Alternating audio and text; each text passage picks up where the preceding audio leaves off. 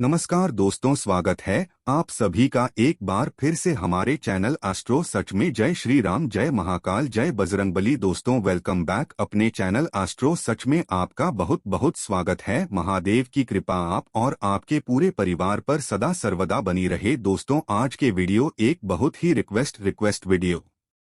दोस्तों स्वागत है आप सभी का एक बार फिर हमारे YouTube चैनल पर। दोस्तों भगवान श्री हरि विष्णु जी और माता लक्ष्मी जी की कृपा पाने के लिए एकादशी का व्रत सबसे बड़ा व्रत माना जाता है।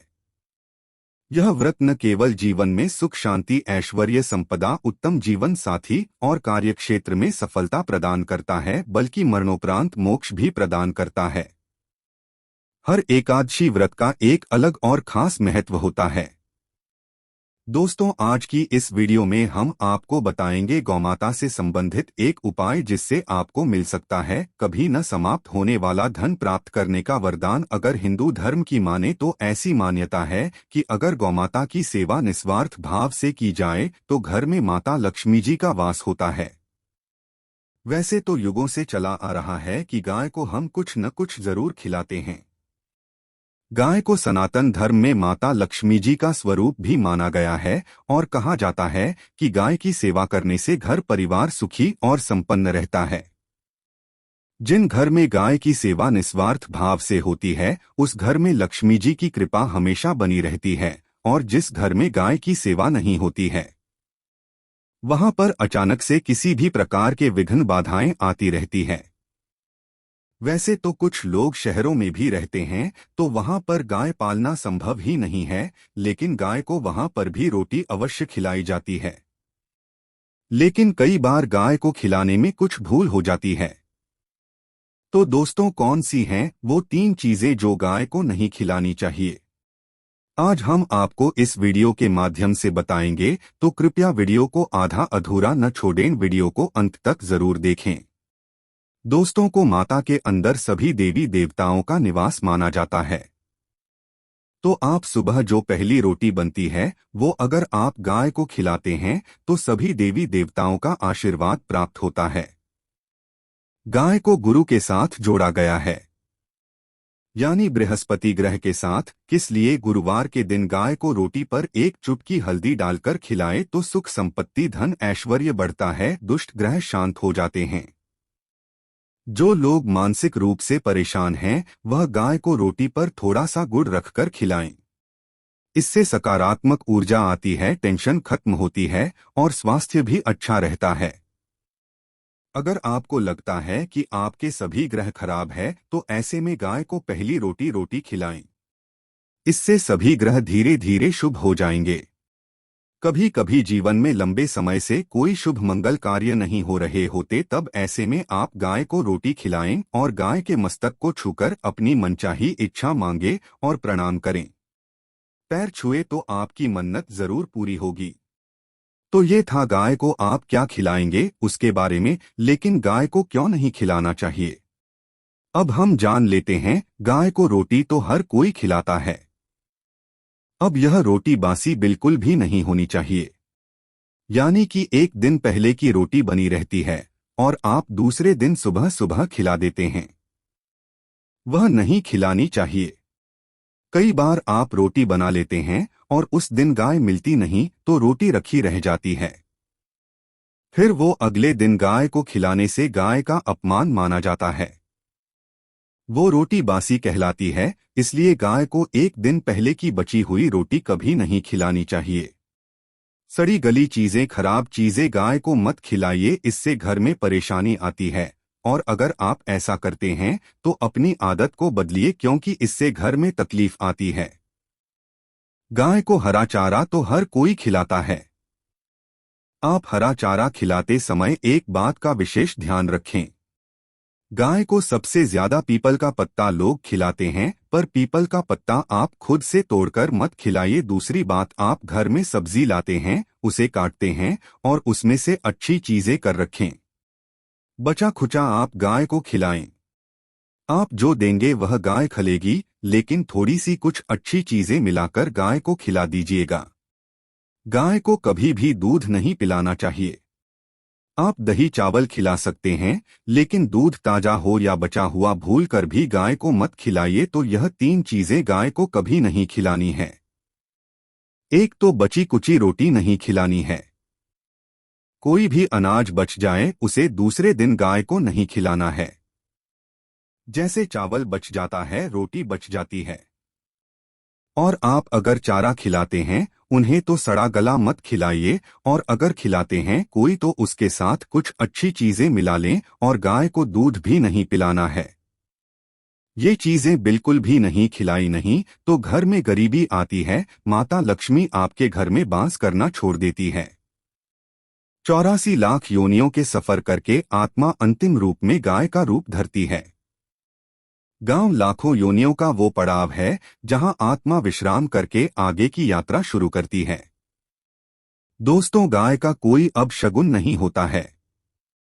जिसे भूभाग पर मकान बनाना हो वहां पर अगर आप 15 दिन के लिए गाय और बछड़ा बांध देते हैं तो वह जगह पवित्र हो जाती है। अगर आप कहीं जा रहे हैं और वो माता आपका मार्ग रोक दें तो यह बहुत ही शुभ माना जाता है। गाय और बछड़े का दर्शन एक साथ आपको हो जाएं तो आपकी सफलता का प्रतीक माना जाता है। अगर आपके घर के आसपास गौमाता घूमती रहती है तो इसका मतलब है कि आपके घर से काफी सारे संकट अपने आप ही दूर होने वाले हैं और सुख समृद्धि के दरवाजे खुलने वाले हैं।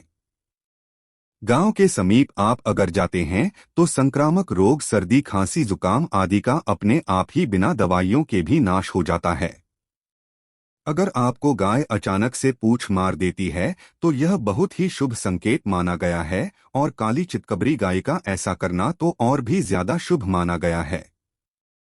पंचगव्य जो होते हैं वो कई रोगों में लाभदायक है। पंचगव्य क्या क्या हुए? गाय का दूध, दही, घी, मूत्र और गोबर, और इन सभी को शरीर की रोग निरोधक क्षमता को बढ़ाकर रोगों को दूर करने वाला माना गया है। ऐसा कोई रोग नहीं है जिसका इलाज पंचगव्य से नहीं किया जा सकता। दोस्तों, आज के समय में लोग गौमाता की पूजा करने के बजाय, उनकी सेवा करने के बजाय उनको काटकर मारकर खाना ज्यादा पसंद करते हैं। बुरा लगेगा शायद, पर यह सच है। अगर आप गाय को पाल सकते हैं तो अच्छी बात है, लेकिन आज के इस मॉडर्न युग में जहां लोगों की शायद खुद के घर में रहने की जगह नहीं है, ऐसे में गाय को रखना थोड़ा कठिन और महंगा हो सकता है। ऐसे में आप गाय को रोटी दे, कम से कम रोटी दे करके आप सुख समृद्धि को प्राप्त कर सकते हैं। आपके घर में बरकत होने लगेगी। दोस्तों, हमारे बुजुर्ग हमेशा से कहते आए हैं कि गाय को रोटी खिलानी चाहिए, लेकिन समय स्थिति के चलते गाय की सेवा हर कोई नहीं कर पाता है, लेकिन कम से कम रोटी तो आप खिला ही सकते हैं। अगर रोटी भी नहीं खिला सकते हैं, जैसे काफी सारे जो हमारे भाई बहन अमेरिका, लंदन वगैरह में हैं, उनको गाय नहीं मिलती है और वो पूछते हैं कि हम कैसे गौ सेवा करें। आप ऐसा कर सकते हैं, आप गांव के नाम के पैसे निकलते जाएं और फिर आप चाहे तो कभी इंडिया आए तो आप गौशाला में दान दें, या फिर आप चाहे तो वहीं पर किसी गरीब को गांव के नाम की रोटियां खिलाएं। किसी भी अनाथ आश्रम में चले जाएं, किसी वृद्धाश्रम में चले जाएं, किसी भी दूसरे सफेद पशु को आप भोजन कराएं। यह हमारे देश में कई जगह देखा गया है। और कई लोगों का प्रश्न आता है कि हम झूठी रोटी गाय को देते हैं, क्या यह सही है या गलत? हम झूठा खाना, बचा हुआ खाना गाय को खिलाते हैं, यानी जो बच जाता है वह गांव के हवाले कर दिया जाता है। दोस्तों, इससे जुड़ी एक पौराणिक कथा है। तो आपको बता दें, रामायण काल में गौमाता को एक श्राप मिला था। उसी की वजह से आज उनके साथ ऐसा हो रहा है, और उसी शराब की वजह से गौमाता में देवी देवताओं का वास होने के बाद भी उनको झूठा खाना पड़ता है। यहाँ तक कि पॉलीथीन भी खाते हैं। हालांकि यह किसी भी लिहाज से सही नहीं है। आपको बता दें, वाल्मीकि रामायण में माता सीता द्वारा पिंडदान देकर दशरथ की आत्मा को मोक्ष मिलने का संदर्भ आता है। जो लोग जानते होंगे वो जानते हैं कि वनवास के दौरान भगवान राम, लक्ष्मण और माता सीता पितृपक्ष के दौरान श्राद्ध करने के लिए गया पहुंचे। वहां श्राद्ध कर्म करने के लिए जरूरी सामग्री जुटाने श्री राम और लक्ष्मण तो चले गए और सामान लेकर नहीं आए। इधर दोपहर हो गई थी और पिंडदान का समय निकलता जा रहा था। सीता माँ घबराने लगी, तभी दशरथ की आत्मा ने पिंडदान की मांग कर दी। तब गया जी के आगे फल्गु नदी पर अकेली सीताजी मुश्किल में पड़ गई और उन्होंने फल्गु नदी के साथ वटवृक्ष केतकी के फूल और गाय को साक्षी मानकर बालू का पिंड बनाया और स्वर्गीय राजा दशरथ अपने ससुर का निमित्त पिंडदान कर दिया था। थोड़ी देर में भगवान राम और लक्ष्मण जब लौटे तो माता सीता ने कहा कि समय निकल जाने के कारण मैंने पिंडदान कर दिया। बिना सामग्री के पिंडदान कैसे हो सकता है? इसलिए राम जी ने सीता माँ से प्रमाण मांगा। तब सीता माता ने कहा कि जो फल्गु नदी की रेत है, केतकी के फूल हैं, गाय हैं और वट वृक्ष है, जो मेरे द्वारा किए गए श्राद्ध कर्म की गवाही दे सकते हैं। कितनी में फल्गु नदी, गाय और केतकी के फूल, इस बात को मुंह करके उन्होंने कहा कि सीता माँ झूठ बोल रही है, सिर्फ वटवृक्ष ने सही बात कही। तब सीताजी ने राजा दशरथ का ध्यान करते हुए उनसे ही गवाही देने की प्रार्थना की। दशरथ जी ने सीता माँ की प्रार्थना को स्वीकार करके घोषणा की कि ऐन वक्त पर सीता ने मेरा पिंड दान कर दिया। इस पर श्रीराम आश्वस्त हुए, लेकिन तीनों गवाहों द्वारा झूठ बोलने पर सीताजी उनसे क्रोधित हो गई और उन्हें श्राप दिया। फल्गु नदी से कहा कि जहाँ तेरा नाम सिर्फ नदी रहेगा, लेकिन में पानी कभी नहीं रहेगा। दोस्तों, इस कारण आप भी जानते होंगे फल्गु नदी आज भी गया में सूखी ही रहती है। गाय को श्राप दिया कि तू पूजनीय होकर भी लोगों का झूठा खाएगी और केतकी के फूल को श्राप दिया कि तुझे पूजा में कभी नहीं चढ़ाया जाएगा।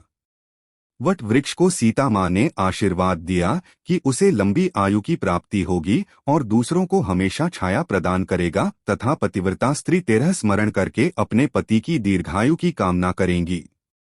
और यही कारण है कि गाय को आज भी जूठा खाना पड़ता है, कीकी के फूल को पूजा से निषिद्ध बताया गया है।